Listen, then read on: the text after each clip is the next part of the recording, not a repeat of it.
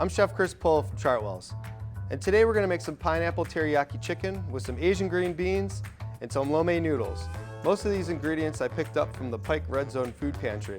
So let's get started. So our first step is we're going to take some of this teriyaki sauce and we're going to pour it over the chicken. We're going to mix it up a little bit. We're going to let this marinate. You can let it marinate overnight, or you can just do it for a couple hours if you're in a rush. So our next step is to take the pineapple, open the can and just drain it. Then we're going to take the pineapple and we're going to place it in a pan on the bottom. We're going to take the chicken and we're going to put it on top of the pineapple rings. So I pre-chopped some green onions and we're going to add it on top of the chicken. We are going to place the chicken in an oven at 425 degrees for about 25 minutes. The second part of this recipe can be Asian-style green beans.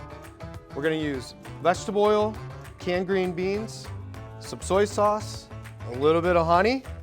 You can also use sugar and some sesame seeds, which are optional.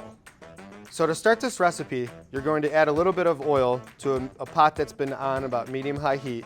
You're going to add green beans and you're going to heat that up. So we're going to add our soy sauce to the pot, our honey, and we're just going to let that all come together. So again, the sesame seeds are optional. What we could do is just take and add a little pinch to the pot. So one of the things we can add to the green beans is a half a package of spaghetti pasta. So now that I've cooked and drained the pasta, I'm going to add the pasta back to the pot.